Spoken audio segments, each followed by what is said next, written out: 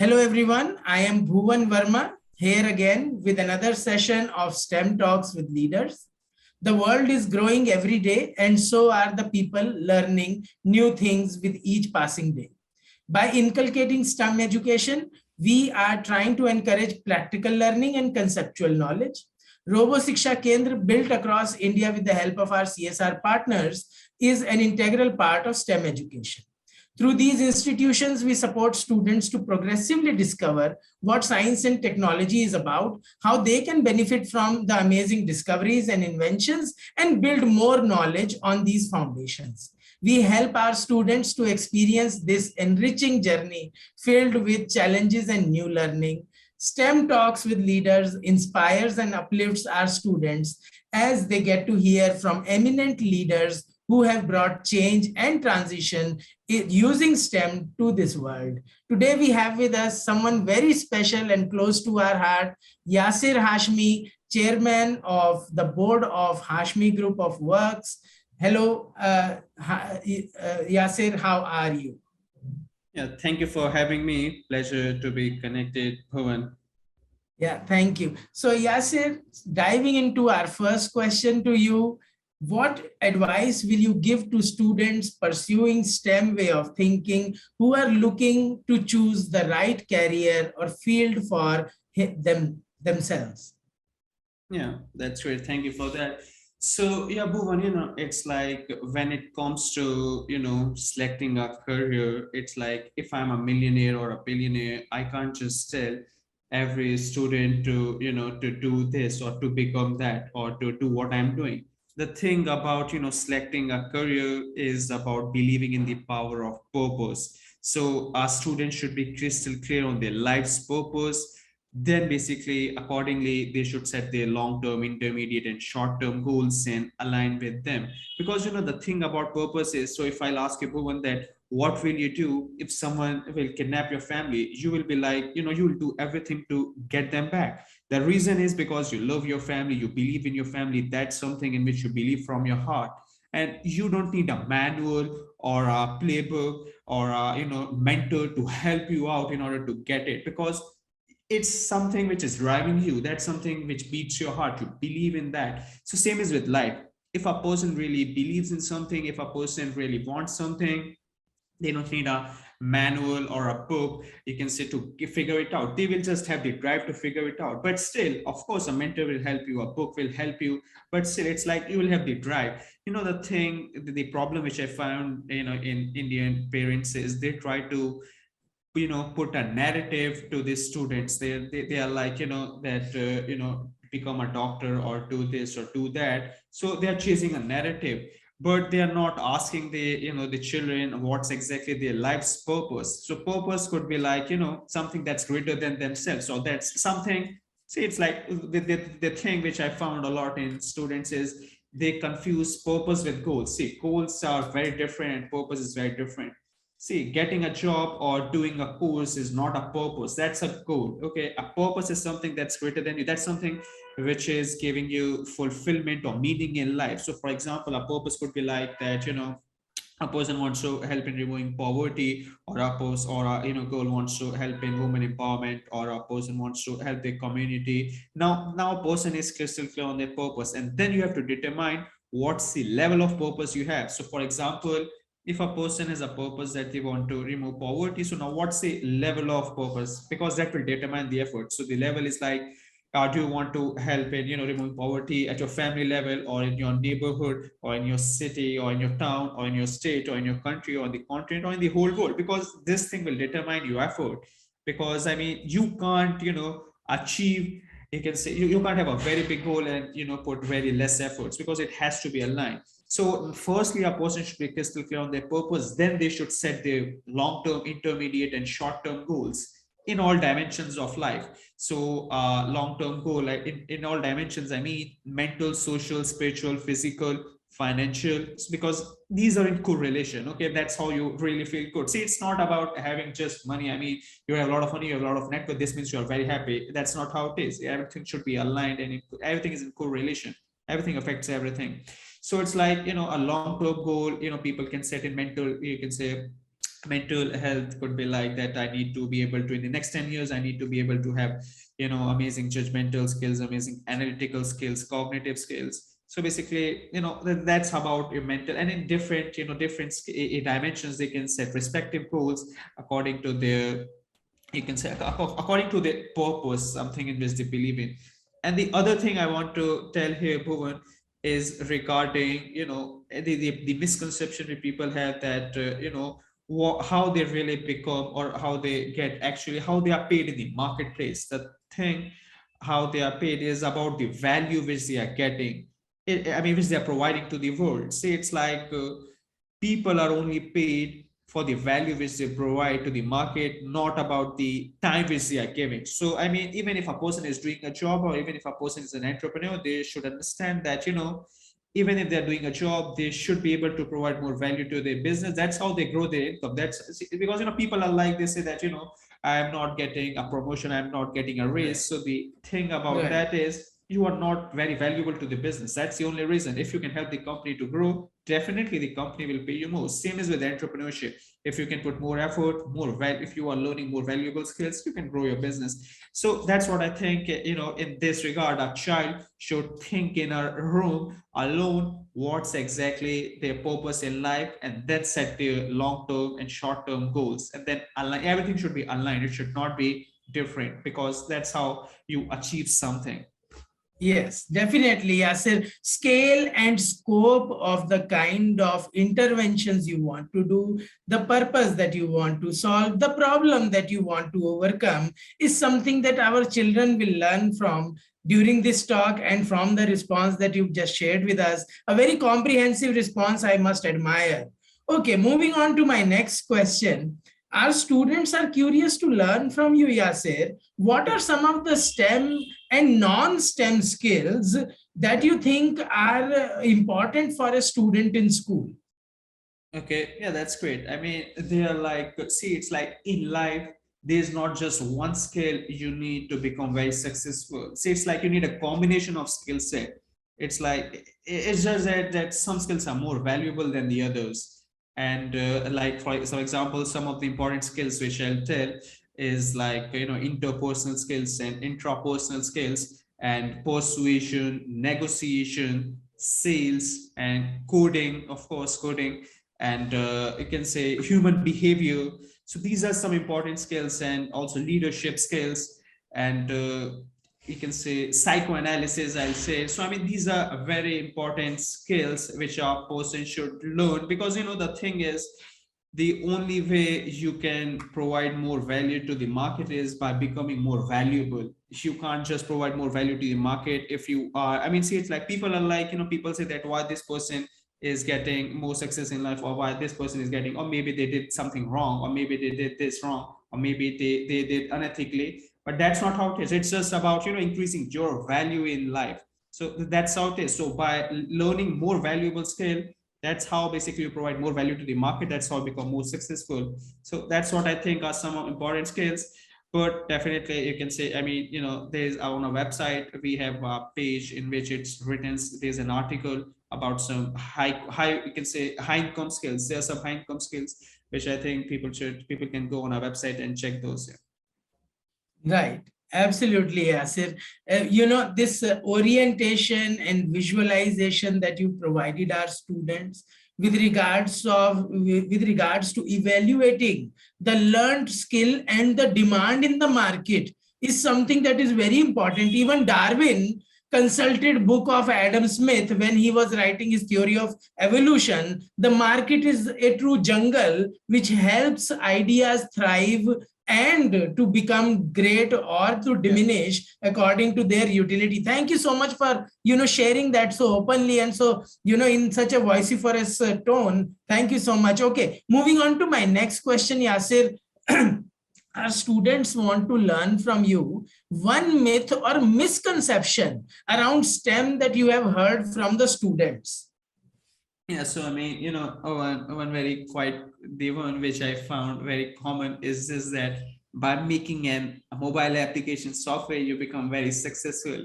I mean, I think that's not how it is, because I mean, see, it's like people don't see things on a very deeper level. They are just chasing the narrative. That's a very big problem, chasing a narrative, what's being shown in the, I mean, see, it's like what is a good life according to the world. That's a narrative, and if people are chasing it without even thinking, even if that makes sense or not, so that's, I think, that's a mistake. But that's a misconception which I heard, that by making an app, it's not how it is. There's a lot of, there's a combination of, you can say, things which you need to do in order to become successful, rather than just making an app. Making an app is easy as compared to, scaling it and getting a lot of users, or getting more and more customers or clients. So that's the harder part. Making an app is not a very hard thing, I'd say. Absolutely. Very eloquently put, Yasir, that, it is, the app is not the end to all means. It is only the beginning, because we live in a need-based society. Wherever there is a need, we need to create more applications, more apps, more solutions. And that's where our students who are pursuing integrated learning should also look at. Okay, that takes me to my next question. Since you've dabbled into so many subjects, whether it was technical or applied subjects or theory subjects, you have a very deep understanding of them. Our students are very curious to know from you, which is your favorite STEAM subject and why? Yeah, so I mean, it's the subject which is my favorite is quite uncommon, but let me tell you. So it's psychoanalysis. So I mean, it's related in art, so it's a part of STEM, but still, it's like, the thing about psychoanalysis, it's more of like the study of the unconscious mind. So I mean, the normally in our day, 90% of the decisions we take from our subconscious or unconscious mind. So it's just about habits which we have, like, doing brush. So I mean, no one thinks, how many times you have to do brush in the day, or how you have to do brush, or how you walk. You don't need to think how you have to walk, how you have to put your legs. So that's a subconscious mind. So 90% of things we do in our days because of a subconscious and unconscious mind. And if any person can understand about how our unconscious mind works, I think that person can become highly successful in life when it comes to, growing a business or sales or marketing. Absolutely, Yasir. Organizational psychology, hierarchical psychology, psychology as a medical discipline. There are so many aspects of psychology which are both physical and mental in manifestations. And a lot of our students who pursue this stream in senior classes also benefit from knowledge of statistics to prove or disprove theories by understanding human beings. Thank you so much for bringing this really underserved area of knowledge, which requires a lot of attention right now. Yeah. And a lot of scientists should be looking at this for, high density countries like ours, that what will it take to, have a happy community, a happy society. Okay, moving on to my next question. And this is a little, from my side, it may be a googly for you, but I'm taking you back. How does STEM help you in decision making, Yasir? Can you tell our students? Okay, yeah, that's good. It's a good question. So, I mean, the thing about taking a decision is that, every decision is different. Every decision has different stakes. I mean, the outcome of a decision, I mean, even you took the wrong decision, still that might not be a big loss. So even if caught you can say, if the decision you took was right and the outcome which you are getting, I mean, that doesn't make a very big difference. So it depends on the decision, but still, it's like, the important thing from STEM, I would say, is data when it comes to taking an informed decision. Because, even for example, let's take the example of sales. Sales is the world's most valuable skill. And if when it comes to a business decision regarding taking decisions in sales and marketing, so for example, people are like, even if there's a salesperson, if the salesperson is, working and selling the company's products or goods or services, so that person might be like that, I'm working very hard, I'm putting a lot of efforts in closing a sale. But if you will see the data, that how many calls that person did or how many days that person worked, you will find out that, this person is not working as hard as he's saying. So you can understand that this is the amount of effort, this is the number of calls which are going out, and what's the amount of, you can say, prospects that you are getting, or how many people are being closed. So from the perspective of sales, I would say data is very important, which is a part of STEM. So That's what I think is very valuable when it comes to decision making in you can say, in sales using STEM. But there are a lot of aspects. It's not just one thing. But we have limited time, so that's why that's what I'll mention here. Yeah, absolutely. Yasir, data-driven society, a research-based society, a knowledge-based society always goes back to the numbers, whether it is a small decision to make with regards to an individual purchase or big companies merging into one another. Data is, it speaks its own language.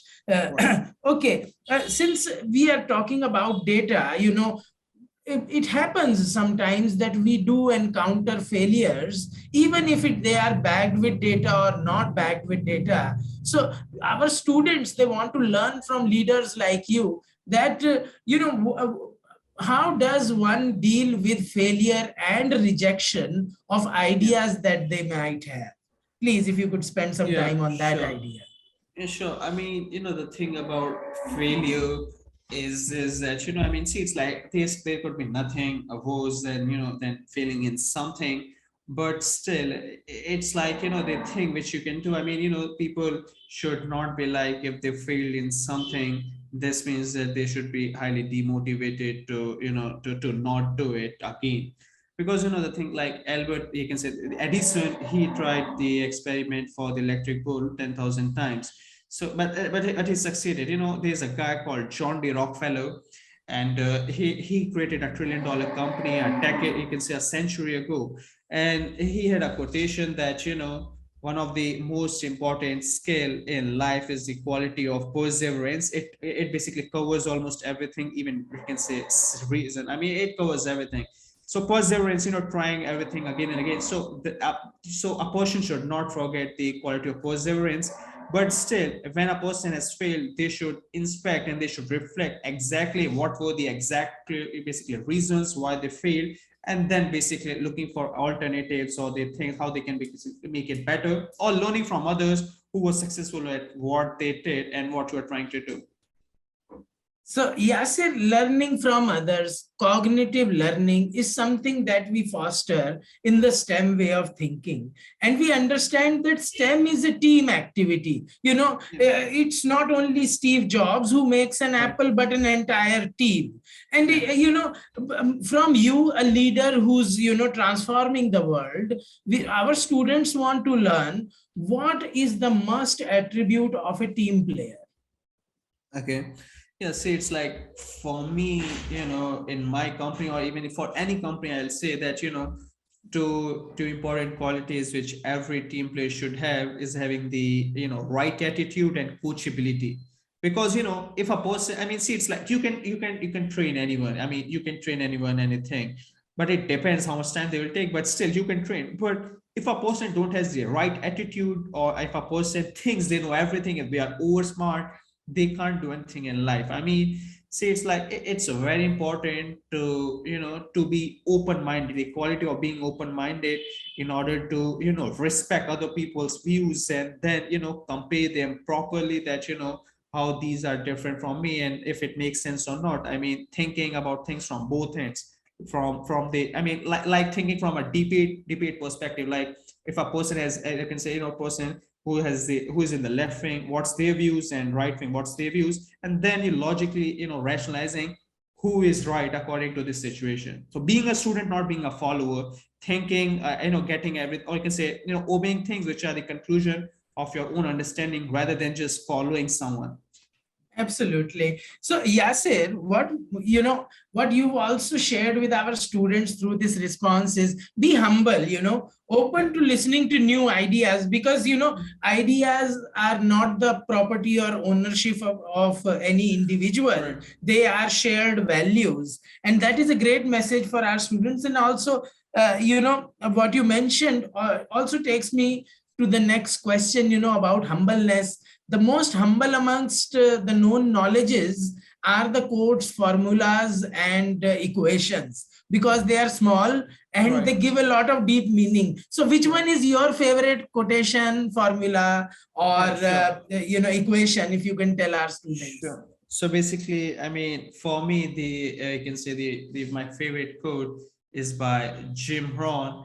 it says that you can have more than you have got because you can become more than you are, and unless you change who you are, you will have what you have got. So it's about it's only focused on the it's my life's philosophy that if you want to do anything in life, everything comes from in here, not out here. I mean, you need to change in order to see what you want to, you can say, accomplish, or in order to accomplish what's your goal. So it starts with you making a difference in you, learning your skill sets, wishing for more wisdom rather than wishing for things to be easier.